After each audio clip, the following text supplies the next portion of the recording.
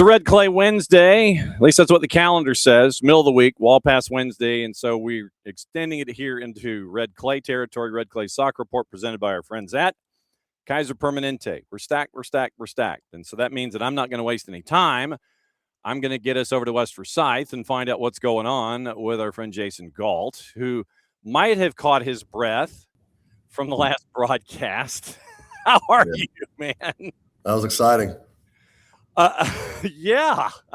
I mean, it was what everybody anticipated it was going to be. I mean, it was what you and Doc Mike Tallmack anticipated it was going to be. Knockdown, drag out, two of the top 6 in the country. And it comes down to a moment. And I mean, it was once again a great statement for what high school soccer is here in the state of Georgia.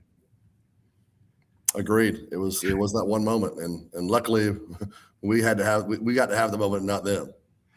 When it's a set piece like that and there's some distance with it, is there a green light that is attached to it if the opportunity is there and you see a window, or did it just kind of was it a set piece to a point and then what happens once it gets into the 6? What's the parameters there? So we have 2 ranges. If we're in shooting range, we'll have one girl that takes the set piece. If we're in more of a service range, then Aaron will take it. So, we have a certain area we're looking for. We're just trying to, you just try to crash the box and hopefully somebody get a head on it or something. I mean, because, with those free kicks, it's a 50-50 ball. I mean, but if you can get it, we are good at serving those balls. Erin's really, really good at it. And she knows to put it on frame and just give us a chance. You'll see so many teams that just waste those opportunities. They'll kick them over the goal. They'll just shake them left or right. But as long as you put the ball in a dangerous area, you got a chance. And that's all we try to do is just put it in that area. How much time do you spend working on set pieces and those 2 separate situations? Well, so corner kicks, we work every day at practice. Well, I say every day, whenever we have practice. We go 10 minutes a day in corners. It's just something we do. As far as the set pieces like we had there, that's something we install early in the season, and we just use more. Honestly, the games are really the practice for us, because on those type situations, they're kind of dangerous. I mean, a lot of bodies flying around. If you do that at practice, you're putting yourself in a chance to have an injury. We focus on the kicks themselves. We'll practice that kind of versus air, but just understanding alignment. When I make a certain call, knowing where to line up at. That's really the main focus we have. We call a person called trash. Who the trash person is going to be? They always laugh about that. I'm not trash today. So. But yeah, so we do spend time, but honestly, it's more mental reps than it is actual physical reps, just because I get worried, especially this late in the season, about injuries happening. That's my follow-up. You're reading my notes. West Forsyth 1-0 winners against Brookwood. We had the match on the SDH network, and now he waits for Denmark coming up around the corner. When it comes to practice this time of year, is it just by feel, or you've got to hit a certain level of minutes to keep fitness? How do you monitor it this time of year? So for us, we do scout. We'll scout the teams we're going to play. We'll focus on the key players, their formation, and things they might do. I'll tell you, give you an example. I scouted Brookwood, and they have a kickoff play they do, and they scored against Pinecrest. Like they gave a goal up, they got the kickoff, and they went down like in 5 seconds, scored a goal. So I wanted to make sure we took that away just by alignment. That's the football coach in me, just kind of situational stuff. So we lined up. Well, once we scored the goal, we lined up in a certain way, and they knew that kickoff they do was off because they just couldn't do it the way we were lined up. So that got them out of what they wanted to do. Kind of like corner kicks. Whenever we're defending corners, we always put a 2-man wall out. Well, right now, the team thinks that, the short corner's off because there's 2 people out there. So we stop other teams what they want to do just by alignment sometimes. And once again, that goes back to my football aspect of it. So as far as time at practice goes, you're going to laugh when I tell you this. We spent about an hour at practice at the most. And in the playoffs, so we had 4 seniors this year. So the first 4 games, each senior gets a drill they want to do. So the first drill was World Cup. All the girls love playing World Cup. The next week we had it was over the river, I think, was the drill we did. And one of the girls picked that. The next drill was the third week. I think Addie picked soccer tennis. So we pulled the nets out and played that for a little while. Okay. And then yesterday we played rapid fire. It's kind of like knockout in basketball. I forget. It's called lightning. That's what they call lightning. So they'll pick a drill. The seniors will pick those drills. We'll do those, and then we'll reinforce the stuff for the game. We always finish with PKs, especially this time of year. I mean, that's just we always hit PKs. But yeah, the practice are very laid back. Of course, we hit corners. That goes without saying. But it's more reinforcing, the game plan, what they like to do, the other team likes to do, and just getting the horse to the race, staying healthy. So Okay. not a lot of physicality at practice. And as far as being in shape and running, I mean, I feel like these girls, they stay in shape. They never get out of shape. So and my bench this year is real light. Right. So the girls are playing almost the whole game, so they're in pretty good shape.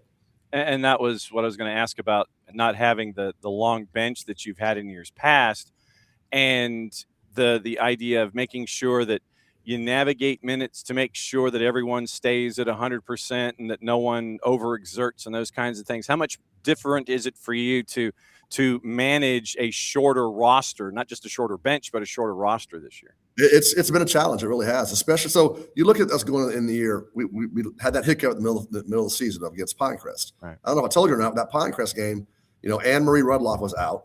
She's our MVP of the region this year. She was out with an ankle. And then literally during warmups, Carson Murray showed. So two of my top scorers were out for that game. And then I'm trying to scramble and, I put Erin on offense. She's a center back. And then I put this girl. So we kind of were, just kind of all frazzled and messed up. Not saying that's why we lost. I mean, the Pirates are a great team, but I told the girls that after this, I learned from that as a coach, I've got to have a plan for those situations. So that just having a plan in case something like that happens, I think we have a good plan now. I'm not going to, of course, say what it is, but come on. So I'll tell you what plan we did have for Brookwood. Something I call Wolverine. We've done it to several teams in the past. We'll identify their top player, right, and we'll man mark. We'll literally get right on top of it and just not. And so, it's situational. It's like you're up 1-0, 2-1 late in the game. So I called Wolverine against them, and I put Anne Marie on their number 6. I forget her name, but she's a heck of a player. And she basically Schroeder, I think. Yes, yeah. And she man marked her. So it basically becomes a 10v10 game. And you try to take their best player out of it. And with girls, it works pretty well because girls, it gets in their mind a lot. It really frustrates them when you're really up there marking them tight. They don't like that. So that was just something that we do. Little things like that. It's all situational. And then you saw Megan take the ball in the corner and hold it late in the game. Dark arts, baby. Dark arts. Yeah, those are the little things. I mean, those are the things I think that. And when you have a bunch of girls that have the experience that I have and understand the game of soccer, those are the things you can do. That's what makes my job so fun, is doing that kind of stuff. All right. So Denmark, how would you break down a rivalry like this one? It's going to be this one's got me worried. This is tough because we beat them the first time, but that was 0-0 at halftime. And we ended up second half. We kind of scored some goals, but I mean, and I told the coach after the game, I said, y'all are a quality team. I mean, y'all are really good. They were missing a key player too, and she's back for this game. I think she was at an ID camp or something, and so she couldn't be there. So they all know each other. They all play in the same clubs together, and they're all from Forsyth County.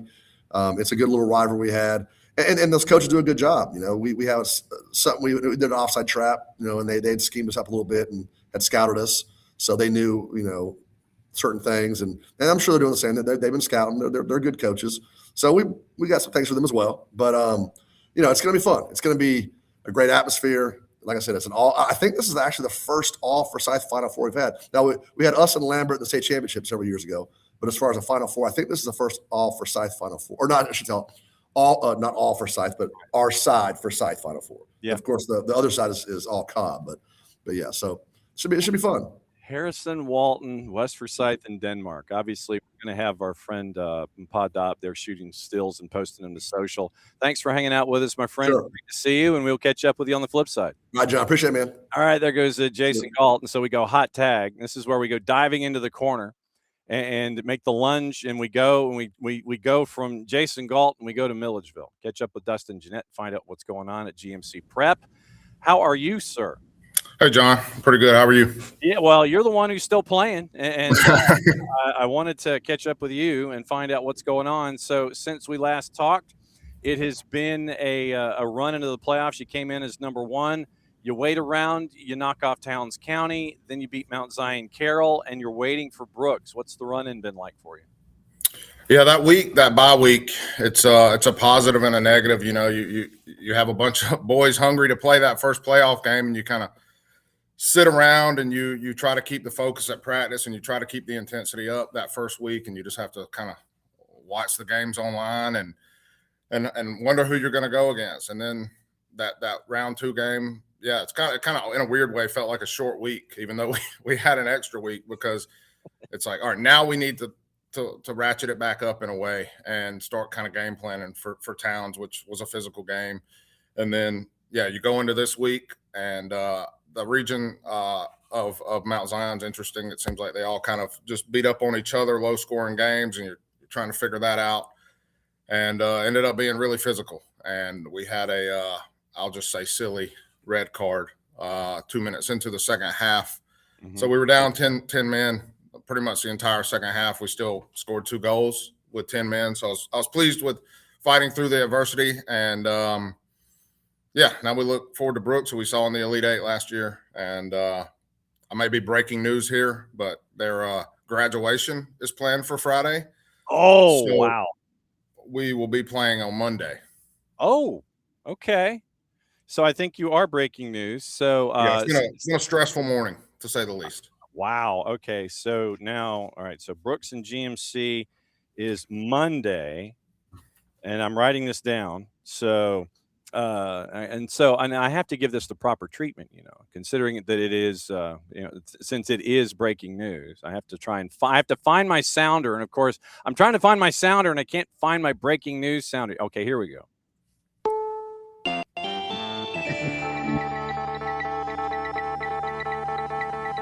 CBS action for you. CBS Radio. That's your old breaking news from CBS. So Brooks and GMC is Monday. And do you know time yet or anything like that? I think we're looking at a 7:00 game. Okay, so 7:00 there at GMC on Monday. So that will be the last. That'll be the absolute last semifinal to be decided. And then you've got to turn around, and then it would be Friday, I think, right? Yeah, thankfully, the state championship, if we made it, would be Friday. Okay. I think if it was any different, then we would have a much bigger problem if it was a Tuesday or Wednesday. Yeah. You are not kidding. When you mentioned the red card and having to persevere and things like that, in a match that is as difficult as yours was against Mount Zion, what was it that was giving you that idea of perseverance and the confidence that they would persevere through it and end up with the victory? Even playing, are you playing freer when you're with 10 in a situation like that? It's been a lot of what I've talked about with anybody that'll listen this year. This group of seniors are special. I came into GMC as an assistant coach when they were in 8th grade. Mm-hmm. One of them is my kid, so I have a special connection with the seniors.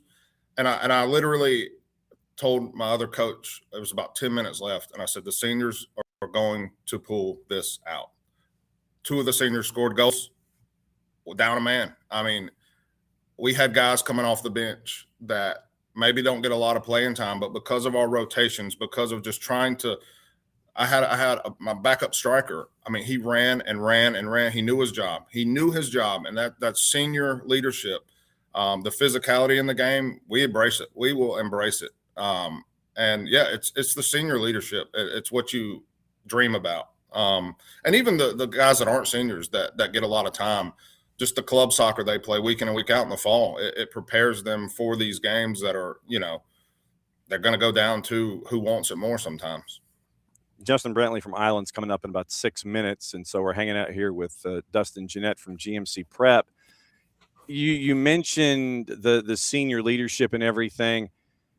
What gave you that confidence down a goal with 10 to go that they were going to come and do it? And I mean, and I'll get to the depth question here in a second, but was it just this feeling that you had in your gut? Was it experience over the season, knowing that they could turn that switch and go up the extra gear? What was it in here that was telling you that?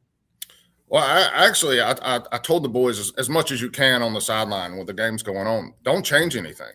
Yeah. The way we play soccer, I believe this with everything I have. We can play with any team in the state. And the coach you're going to have on next is a great example. Early in the season in that tournament, Islands is probably my favorite loss because that is a great team. And their season's proving it. And I thought we were able to play with them. It's just something you want to build as a small school. Can we play with these other teams that have many more students than we do, many more players. And yeah, I didn't think we should change anything we did. I have midfielders that are brilliant, smart players that could see where we needed. My 6, Gavin, he knew I'm going to drop back and we're going to play in this 5 back to close this game out. I didn't tell him that. He dropped into the middle of our 2 center backs to cut off any of those long balls over the top that Mount Zion wanted to try to play at the end of the game. We all expected that. We would all, they're chasing a game up a man. My 6 decided to play as a 3rd center back, and my 8 dropped back and played as a 6. It's just stuff that they've learned throughout their careers, Well, and at the same time, and obviously we got to see it with you at Creek Cup, you've got, even though you are a Class A school, how many folks did you bring up to play Creek Cup weekend? We brought 30 kids, and 26 played against Islands, and I think 23 on Saturday against Tallulah. And that's our 2nd and 3rd game of the season. And that experience that we can get those young guys is invaluable, I believe. Yeah. And to see that kind of early season dedication to this idea, because you never know when you're going to have to call one of those folks up that might not be in your starting 11, but they might be 12 through 20 or 12 through 24 or what have you, or 12 through 30. You don't know when you're going to need them. And so to give them minutes, to give them understanding, and to give them meaning about what you want to do, yes, practice is one thing, but getting out there in game state, especially early, so they can get comfortable regardless of what class they are and what their minutes are, I think that that's vital in a situation like that. So it made sense to me that you brought that many, but you're seeing the byproduct of that down the season, though. Yeah, I have a freshman, speaking of a kid that if you would have asked him at the beginning of the season, how many minutes are you going to get? He may have said 10. He came on last night with, 6 minutes left. We had a right back needing a break. He came on as a right back, and against Towns, he came on for about 5 or 6 minutes, and he's on top of the world right now. I mean, he didn't expect this at the beginning of the season. He played JV as an 8th grader, and I could tell that he hadn't found himself, and I can see him out there with the seniors at practice, just having a blast now, cutting jokes. And, there's challenges with having that many people at practice. I mean, as you can imagine, and we don't have a huge coaching staff to go, hey, we're going to split, but being the 1A school, I heard the Meadow Creek coach you had on maybe a month ago, and he said he had 300 guys at practice or at tryouts. Wow. Yeah. We have 300 people at school. Yeah. So we have to look towards next year and the year after and the year after. I have the middle school I'm keeping an eye on. I check in on them. I'm a middle school teacher, so I'm checking on them. I'm having them out as ball boys because, in a way, that's their experience that they can gain now, is being a ball boy in a tough game and seeing what the physicality is like, so they know when they're in 8th grade and want to try out for JV, it's all just, we have to look forward to the future. Are you teaching the middle school ball boys the dark arts of being ball boys? Absolutely not. I would never do that. Never. Then they are being taught the ways of being a proper ball boy there in those kinds of situations. You mentioned Brooks. I can't let you go without talking about Brooks. Familiar opponent, but what do they bring to the table? And once again, another atypical, and I'll use that word in quotes, place where the sport is growing, because you wouldn't necessarily think of Quitman and growth at Brooks County, but you're seeing that on both the boys and the girls side now. Yeah, it's impressive that region or area in itself. I mean, you still got Atkinson and you've got Brooks down there, both in the Final Four. They both swapped a win each against each other this year. Personally, I decided to give myself somewhat of a break and not start film. One of my best friends, I call him my analyst. He's already watched film. He's sending me texts. He's breaking it down for me. I'll start that this afternoon. I expect another physical game. I expect another tough game. They're a very talented team. We played in the Elite Eight last year and beat 1-0. I'm looking forward to a great game, no matter what day it has to be. I mean, this is what we live for. 4 teams left. No doubt about it. So Brooks GMC, and you get the long weekend, or maybe it's not necessarily a long weekend. You get to kind of catch your breath a little bit and get ready for Brooks. And we'll see what's going on. As always, my friend, it's great to see you and great to catch up. And we'll be keeping an eye on Monday since you broke that news about what's happening with graduation. Can't thank you enough, my friend. Thank you, sir. Have a good day. There we go. Dustin Jennette, the head coach at GMC, and they are getting ready for their matchup. And breaking news that Brooks and GMC, because of graduation, is going to be on Monday. So Monday will be the last semifinal. Monday's the last semifinal, and that's because of graduation at Brooks County. And so that means that Atkinson County and Metter, as that one is going to go to Pearson because the tiebreaker goes up for the semifinals. It went down to the lower part of the bracket for the quarters. It goes up to the upper part of the bracket for the semis.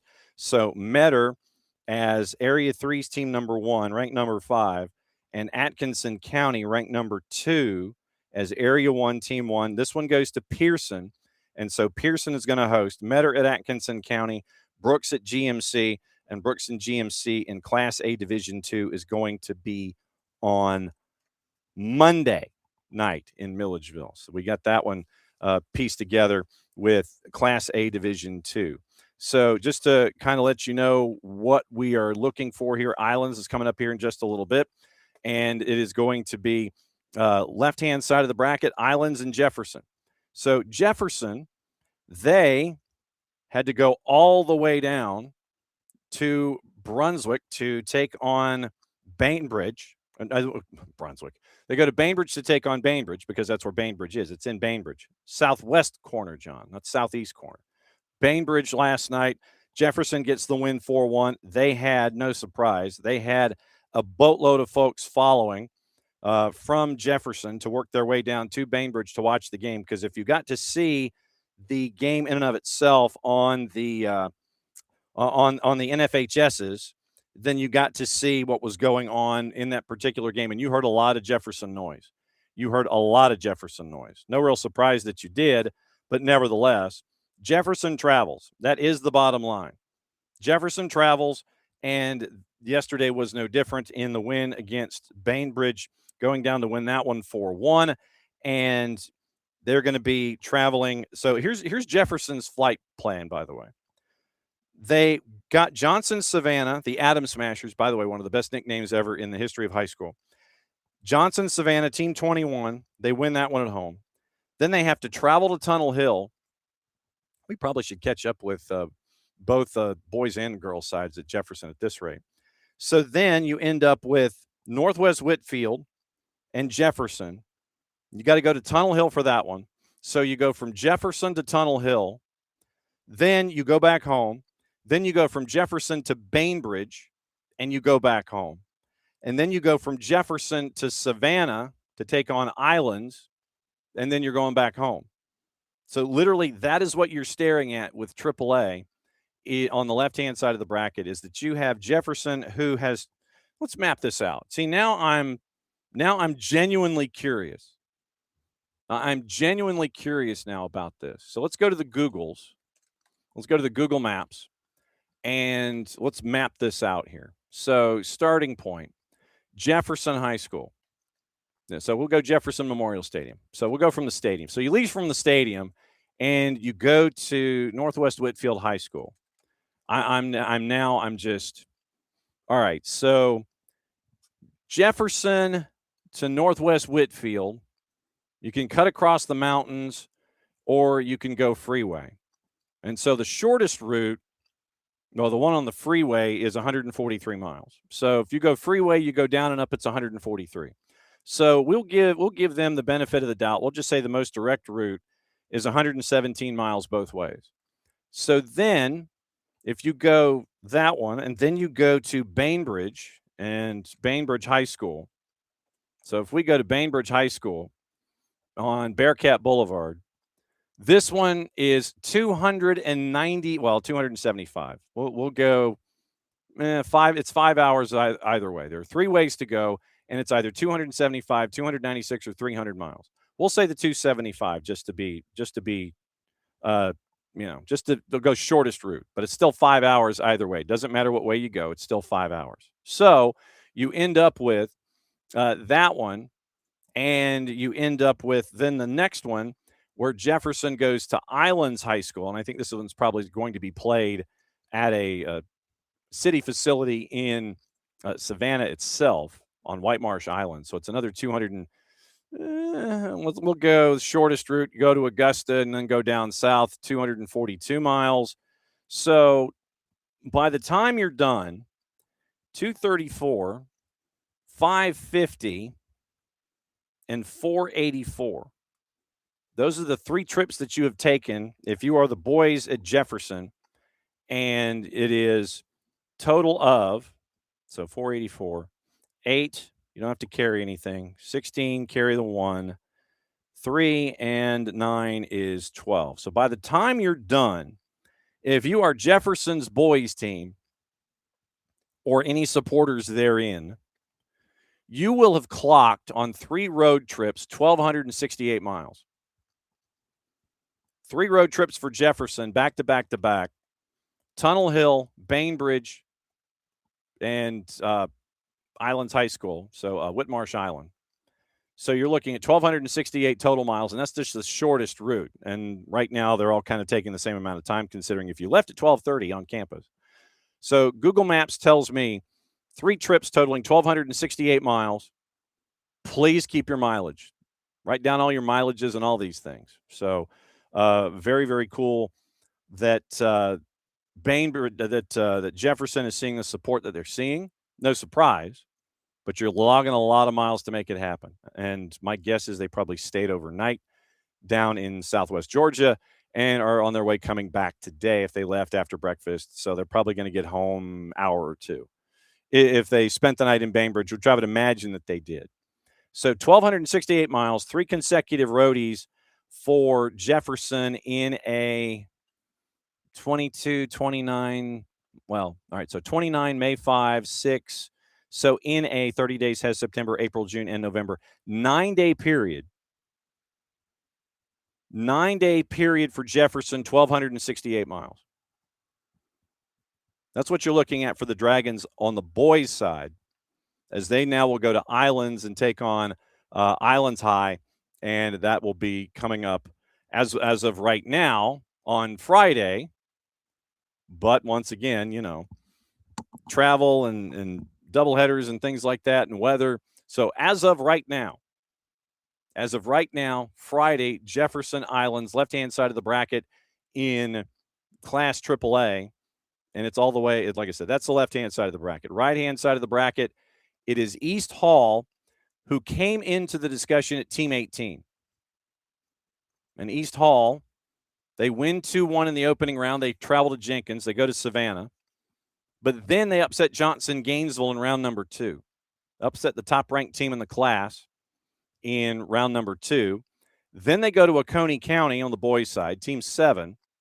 So you've got a win over Team 15, a win over Team 2, and a win over Team 7 to get you into the semifinals on the right-hand side of the bracket in AAA, where you're going to be taking on West Lawrence, who is the 5th-ranked team, but power rank number 3.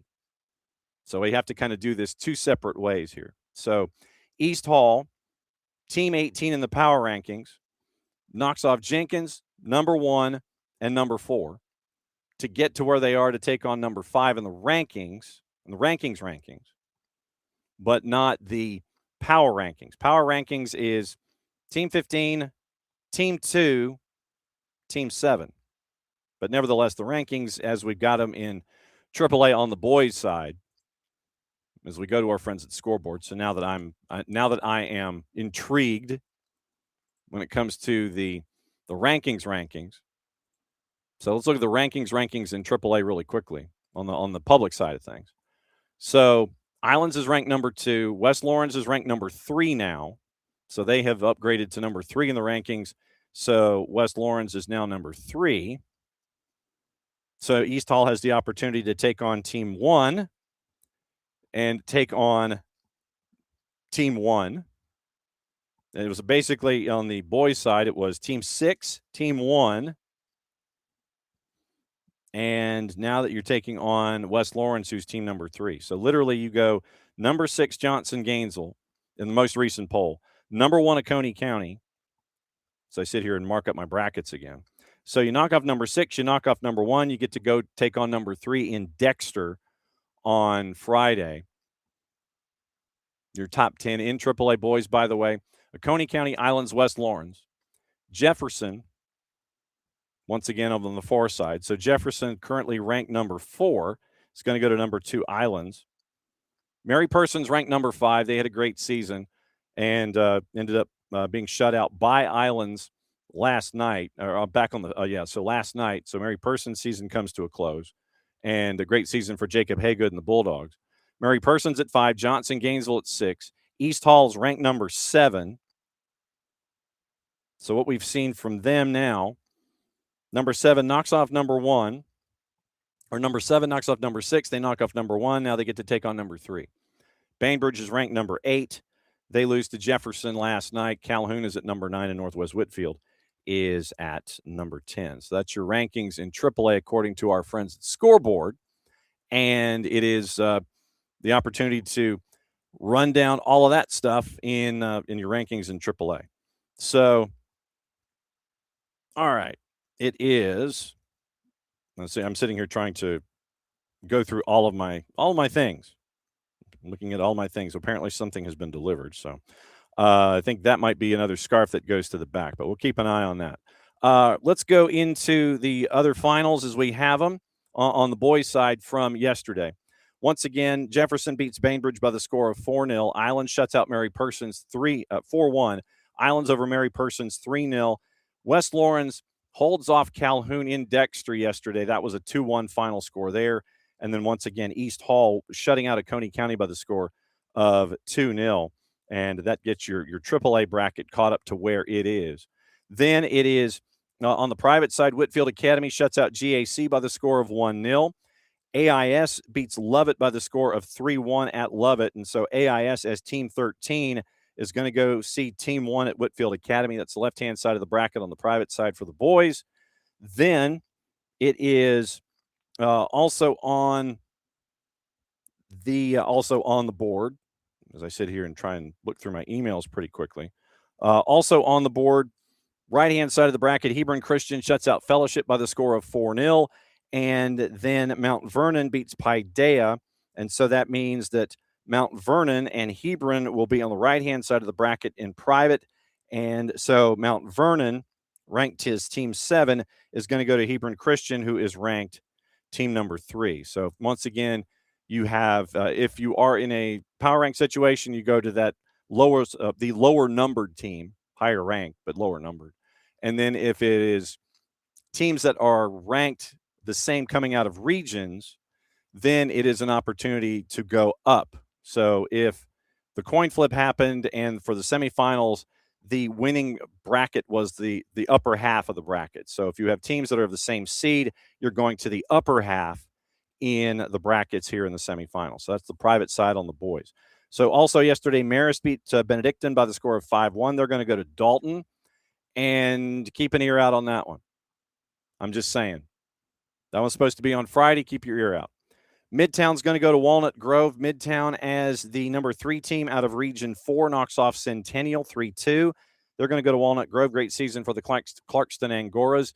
And they lose to Walnut Grove 2-1. Walnut Grove, as your Region 8 champ, beats Ware County, Cartersville, and Clarkston to host Midtown coming up on Friday, as we know it, once again, because of weather and scheduling. So I'm just saying right now, unless somebody else tells me something different, then it is going to be what is going on. Okay, so Alex Zimmerman is trying to come in, and we are hoping to connect with Alex Zimmerman, but apparently maybe the firewalls in the school are blocking. And this is not the first time that this has happened. So, so let me do some live. Let me do some live talking here on going back and forth. Not the first time that this has happened. Okay, that this has happened with schools and coaches. Let's see. So, I'm trying to think. let's see. I was going to say we could try the cell phone. Let's see. Let me know what you find out. So we'll see. Let me know is the word I'm looking for. Let me know. Let me just keep me posted on your progress. There we go. All right. So keep me posted. So there we go. Keep me posted. All right. So Alex Zimmerman at East Hall is fighting firewalls. So it is not the first time. So we'll keep an eye out for Alex Zimmerman, and that was why we were talking about AAA when it comes to firewalls and such.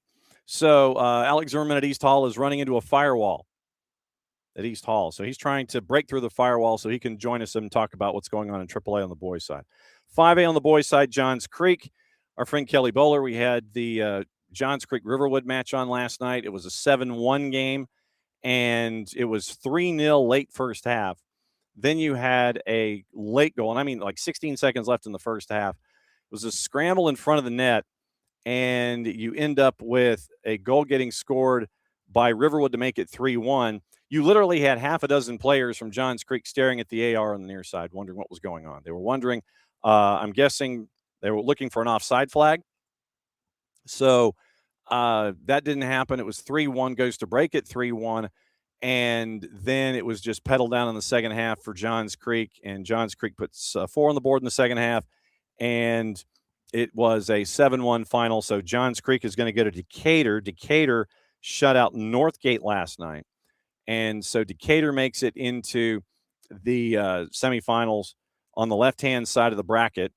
And let me see what the breakdown is there in 5A. Decatur with a 3-0 win over Northgate. So number 3 ranked Decatur shuts out Northgate 3-0. Johns Creek's going to go to Decatur. That one's going to be on Friday. Right-hand side of the bracket, it has been River Ridge. River Ridge, because a lot of folks were looking at Clark Central, and a lot of folks were looking at McIntosh. We had River Ridge and McIntosh on in round number 2. That was a game that we knew was going to be just an absolute heavyweight fight, and it was.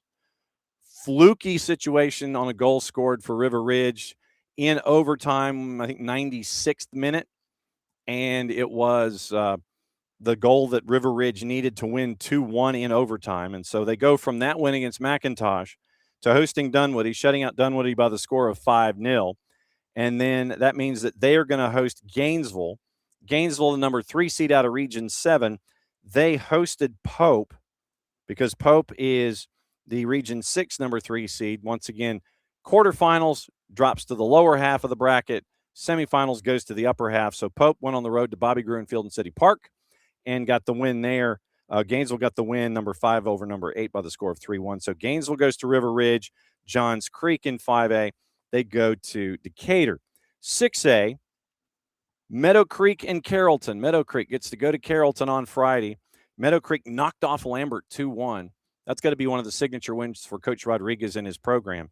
So Meadow Creek, they advance, knocking off number 1 Lambert. And so Meadow Creek is going to go to Carrollton. So you'll have number 3 versus number 2 in the rankings on the left-hand side in 6A. Meadow Creek with the win. They've knocked off Heritage Conyers. They beat Decula. They beat Lambert. Now they go to Carrollton. Carrollton, no problems. They beat Peachtree Ridge last night by the score of 2-1. And so it was a win for Carrollton and Coach New. So the Region 2 champs, they wait for Meadow Creek, who are the Region 7 champs. That's going to be on Friday.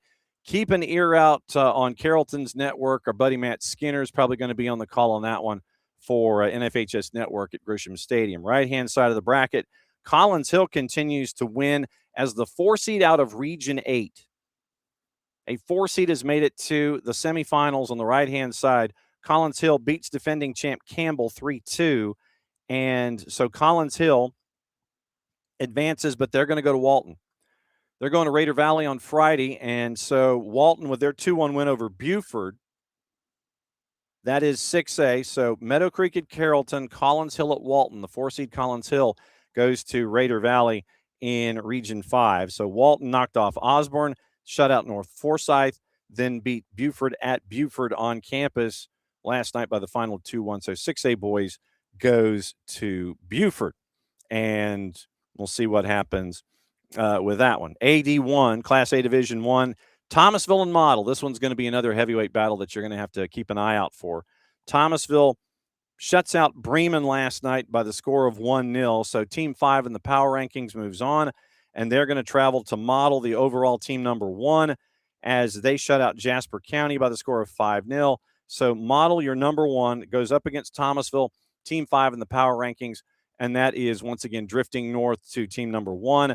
Thomasville and Model, that one's going to be on Friday. Right-hand side of the bracket, Barrow Arts. Barrow Arts is team 11. I cannot recall them making this deep a run as a school. And so Barrow Arts hosted Swainsboro, got the win. Won on the road in the Pinelands against Jeff Davis. Then yesterday went to Eatonton and knocked off Putnam County by the score of 2-1. So Barrow Arts has put on some miles, not as many as Jefferson, but nevertheless, they have put on some miles. Barrow Arts is going to go to Armurchie. Armurchie knocked off Ace Charter yesterday, and that was in Middle Georgia. That was a final of 4-1. Ace Charter, the number 2 ranked power ranked team. I'll get my modifier in there somehow. Armurchie wins at 4-1 at Ace Charter. So Armurchie at team 7 hosts Barrow Arts, and they are at team 11. So Thomasville and Model, Barrow at Armurchie, that is Class A Division 1. Double A, Columbus, they get the win over Jordan 3-2. Jordan team 8, Columbus team 1. And you end up with Columbus hosting Savannah Arts, who is team number 4. They beat Drew Charter, team 5, by the score of 1-0 in Class AA. So Savannah Arts Academy, they're going to go to Columbus from one end of the world to the other. Then right-hand side of the bracket, it was boys side, Crisp County, beating Crisp 3-2. For those of you that missed it, we had our girls discussion about Pike County with head coach Justin Osteen. That was in the morning show. That batted leadoff on SDHAM. You can catch that interview coming up later this afternoon in audio form, or you can go back and watch on the network YouTube channel, and the show is posted there. But Justin Osteen talked Pike County girls to lead off. It's field day today on campus, so Coach Osteen is not getting any work done on the grounds, but they get to wait for Pike County to take on Pierce. Pierce boys team, they knocked off Hart County. Great season for the Hart County Bulldogs, accomplishing a lot of great things in both their boys and girls programs. And let's see. All right, so let's see. Okay, so let's see. We could record. Okay, so let's and all right, so hang on just a second, and I'm going to schedule something with Coach Zimmerman, and maybe schedule something with the head coach at Columbus too on the girls side, so we can get that conversation. All right, so as things start falling around here on the table, all right, so we're going to tape something with Alex Zimmerman from East Hall, and we'll run that probably Friday in the Friday show. And then we'll probably see if we can catch up with the girls coach at Columbus, and we'll try and air that one later too, just because of the relationship with Pike County and Columbus going forward. Okay, another couple of brackets. Then we will get you to the rest of your lunch and let you know what's going on. But we are looking at games on Thursday and Friday. We'll let you know when we know. And so AA boys, Savannah Arts goes to Columbus, and then Pierce County goes to Pike County, and that one's going to be in Zebulon. So you might have a doubleheader in Zebulon depending on the weather, but folks in Zebulon hope not. Class A D2 boys, it is Metter and Atkinson County. That one is in Pearson. And then it is GMC hosting Brooks.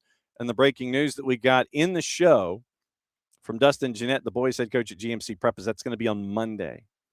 Graduation for Brooks County is Friday. So you might have some players for Brooks County's boys soccer team who've already graduated high school playing against GMC Prep. So Metter and Atco Friday, Brooks and GMC Monday. So we'll see what happens there with Brooks heads to GMC. And that is your boys' brackets for what happened last night. All right, so that is boys. Day off tomorrow, or day off today. Girls are tomorrow. And let me get your start times for girls action tomorrow, just so you've got it all laid out for you. And let's go. Let's get your start times for tomorrow. And Portal and Tryon is at 5. That's going to be an early start. Midtown BT is at 6, as is Roswell and Chamblee. Johnson, Gainesville, and Oconee County. Columbus and Pike is at 6:30. And West Forsyth and Denmark is at 7. We don't have start times yet for everybody else. Jefferson, Dawson County, Pope and Greenbrier, Asen Model, Union County, Coahulla Creek, Harrison, Walton, Holy Innocents, GAC, Irwin and Screven, and Marist in their matchup. So 6A girls, once again tomorrow, 7 o'clock. Denmark and West Forsyth, and that is at West Forsyth. Walton is at Harrison. That one, I think, is also going to be at 7 o'clock. We caught up with Jason Page, the head coach at Walton, and he told us that. Harrison tomorrow, 7 o'clock. Then on the private side on the girls, Holy Innocents at GAC. Lovett is at Wesleyan. The AD1 girls, it is Thomasville hosting Lamar County. Lamar knocked off Fannin 4-0, so Lamar County travels to Thomasville. Model's going to go to Ace Charter, so you'll have number 5 at number 3, number 1 at number 2 in the rankings, not in the power rankings. Model's number 3 in the power rankings. Ace Charter is at number 2. Thomasville's your overall number 1. Lamar County is your number 4. So power rankings 1, 2, 3, 4. Rankings 3 place 5 and 1 place 2. AD2, Irwin County is going to go to Sylvania to take on Screven County. Tryon is going to host Portal in number 10 at number 2. 5A, it is Chamblee hosting Roswell. It is Pope hosting Greenbrier.